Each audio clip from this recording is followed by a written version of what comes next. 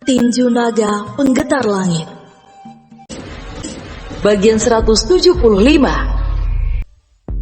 Feng Yuan tersenyum melihat keributan itu dan menatap gadis cantik yang memegang Guqin. Akan tetapi gadis cantik itu tetap diam saja, padahal ia adalah ranah emperor. Kepala pria bawahan pemimpin kota menggelinding di lantai, sehingga semua gadis pelayan rumah bordil itu menjerit histeris. Para pengunjung segera kabur melalui jendela, sehingga para anggota sekte Harimau Utara itu tertawa terkekeh-kekeh. Mulai saat ini, rumah bordil ini akan menjadi bagian dari sekte Harimau Utara.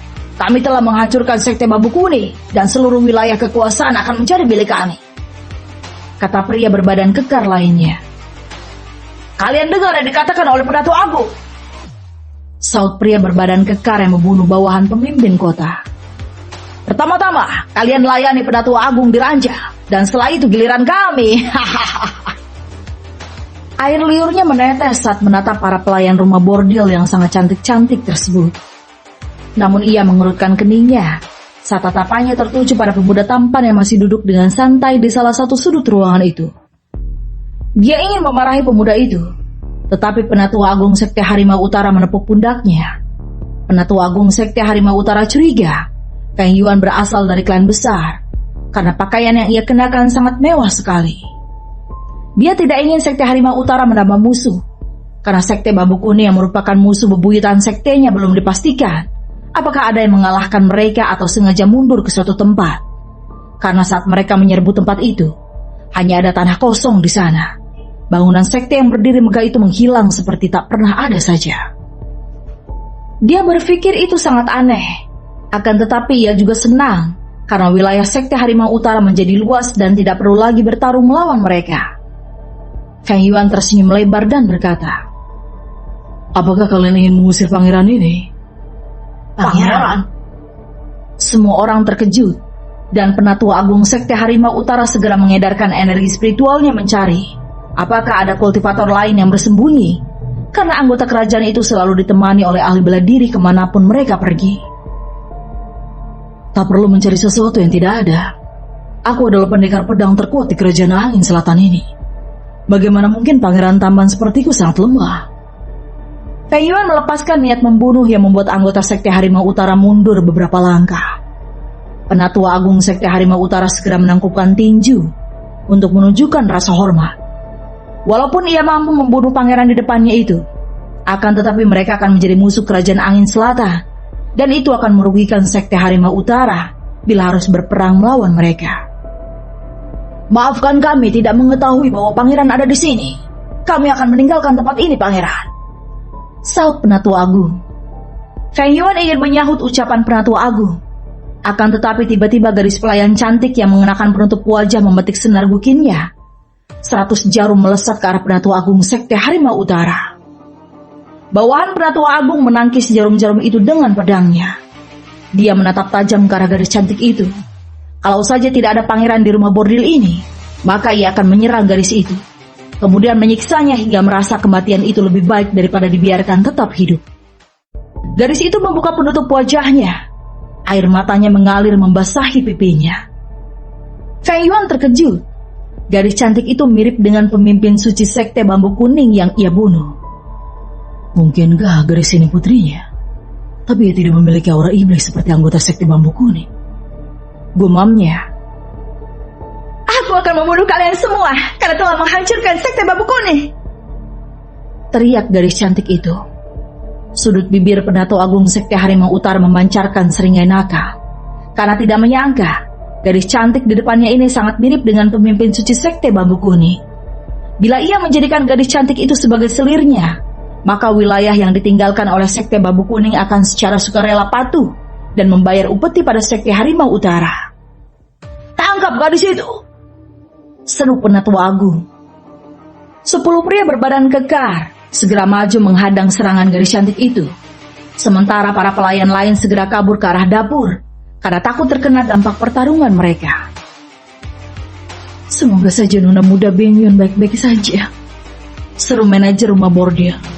Sebenarnya rumah bordil ini milik Sekte Bambu Kuning. Akan tetapi saat Dewa Iblis Hong Jun muncul di Sekte Bambu Kuning, pemimpin suci menyerahkan kepemilikannya pada putrinya dan juga merahasiakan keberadaan Bing Yun agar tidak menjadi budak iblis Hong Jun seperti dirinya. Hanya dalam beberapa tarikan nafas saja, Bing Yun langsung disudutkan oleh 10 Rana Emperor Sekte Harimau Utara. Bing Yun menatap tajam pada Penatua Agung sembari menyeka darah dari sudut bibirnya. "Aku akan membunuh kalian semua!" teriaknya. Namun ia tidak memiliki kekuatan untuk melakukan perlawanan, sehingga para Rana Emperor Sekte Harimau Utara menyeringnya jahat sembari menatap pakaian yang telah robek di mana-mana. Feng Yuan melempar jubah emasnya pada Bing Yun dan menggelengkan kepala. "Kalian sangat kejam sekali. Bagaimana kalian tega membuat gadis cantik terluka parah begitu?" Feng Yuan menarik pedang emas dari punggungnya, sehingga para Rana Emperor Sekte Harimau Utara melirik Penatua Agung mereka. Apakah akan melawan pangeran atau tidak? "Tolong, jangan ikut campur pangeran. Sekte kami dan Sekte Mabuk Kuning telah lama menjadi musuh bebuyutan. Bahkan dalam beberapa bulan ini sudah ribuan anggota sekte kami yang menghilang begitu melewati wilayah mereka," sahut Penatua Agung Sekte Harimau Utara, menahan amarahnya dan menghindari permusuhan dengan keluarga kerajaan. Namun tiba-tiba Feng Yuan telah muncul di depan Bing Yun dan menebas 10 Rana Emperor Sekte Harimau Utara. Penatua Agung Sekte Harimau Utara terkejut. Gerakan meringankan tubuh Feng Yuan sangat cepat sekali. Kepala 10 Rana Emperor Sekte Harimau Utara itu menggelinding di lantai, sehingga Penatua Agung dan anggota Sekte Harimau Utara lainnya terkejut. Darah mereka mendidih dan tidak peduli lagi apakah pemuda tampan di depan mereka adalah pangeran atau bukan. Mereka langsung mengurus senjata masing-masing. "Bawa para gadis-gadis menjauh dari sini," seru Feng Yuan pada Bing Yun. Dia tidak bisa menggunakan kekuatan aslinya saat bertarung melawan Sekte Harimau Utara, karena para dewa dari pengadilan surgawi masih ada di dunia Tianwu ini, sehingga ia hanya bisa menggunakan kekuatan yang setara dengan ranah Emperor saja. Bing Yun segera melesat ke arah dapur dan membawa para pelayan keluar dari rumah bordil.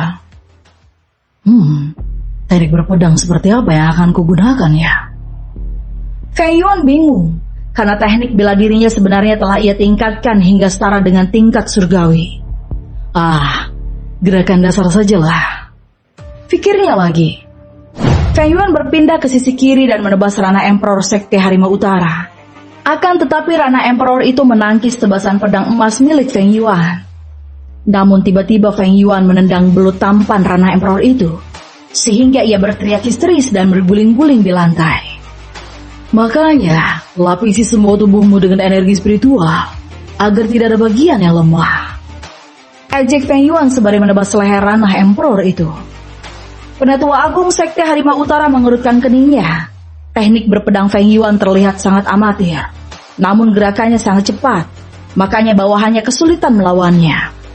Dia kemudian mengalirkan energi spiritual yang sangat besar ke pedangnya dan menebas ke arah Feng Yuan. Energi pedang berwarna ungu melesat secara vertikal ke arah Feng Yuan, sehingga rumah bordil terbelah menjadi 2 bagian. Namun Feng Yuan menangkis energi pedang itu dengan pedang emasnya, sehingga ada goresan sedikit pada bilah pedang emas. Sepertinya aku harus pergi ke Pandai Besi setelah pergi dari sini. Pedang emas ini harus diasah lagi agar menjadi lebih tajam, keluh Feng Yuan. Penatua Agung Sekte Harimau Utara terkejut melihatnya. Bagaimana mungkin teknik berpedang sederhana mampu menahan tangkis berpedang pamungkasnya? "Serang bersama-sama!" teriak Penatua Agung Sekte Harimau Utara, sehingga ledakan keras menghancurkan rumah bordil dan seluruh penduduk kota kecil itu ketakutan. Karena pertarungan itu sangat mengerikan, walaupun tidak semengerikan pertarungan yang berasal dari arah Sekte Babu Kuning beberapa batang dupa yang lalu. Bing Yun yang telah kabur sangat jauh dari rumah bordil merasa khawatir dengan keadaan Feng Yuan. "Aku harus kembali membantu pangeran," kata Bing Yun. "Jangan, anak muda," saut manajer rumah bordil. "Kamu terluka parah dan hanya akan menyetor nyawa saja bila pergi ke sana." Tapi Bing Yun menatap ke arah ledakan di rumah bordil dengan ekspresi wajah sedih. "Dia telah berkorban demi kita, dan jangan menyanyiakan kebaikan yang dibuat oleh pangeran. Dia pasti akan marah kalau tahu nona muda malah mengorbankan diri juga," kata manajer rumah bordil itu. Bing Yun menghela nafas dalam-dalam dan menitikkan air mata. Kemudian ia berjalan bersama mereka meninggalkan kota kecil itu. Tidak ada lagi tempat baginya di sini, karena sekte bambu kuning telah dihancurkan, dan dia memutuskan menuju klan B, tempat kakek dari pihak ayahnya. Butuh satu batang dupa bagi Feng Yuan untuk mengalahkan seluruh ranah Emperor Sekte Harimau Utara, karena ia hanya menggunakan teknik dasar berpedang dan harus mengalahkan mereka satu persatu. Penatua Agung Sekte Harimau Utara mengerutkan keningnya. Dia tak menyangka Sekte Harimau Utara dikalahkan oleh pemuda tampan yang hanya mengandalkan kecepatan saja dalam mengalahkan bawahannya. Energi pedang berwarna ungu kembali melesat dari bilah pedang Penatua Agung Sekte Harimau Utara. Energi pedang itu sangat besar, dan ia dapat membelah gunung batu menjadi dua bagian. Akan tetapi Feng Yuan tetap dengan santai berjalan mendekatinya. Feng Yuan mengayunkan pedang emasnya ke arah energi pedang itu, dan tiba-tiba pedang emasnya malah hancur berkeping-keping, karena terlalu sering ia gunakan saat melawan bawahan Penatua Agung Sekte Harimau Utara. Ah, sial. Energi pedang berwarna ungu itu melesat ke arah tubuh Feng Yuan. Pergilah ke neraka, pangeran bodoh! Ejek Penatua Agung Sekte Harimau Utara yang tertawa terkekeh-kekeh. Namun matanya terbelalak dengan mulut terbuka lebar saat Feng Yuan malah mencengkram energi pedang itu, dan energi pedang itu hancur berkeping-keping seperti pecahan kaca. Apakah kau masih manusia?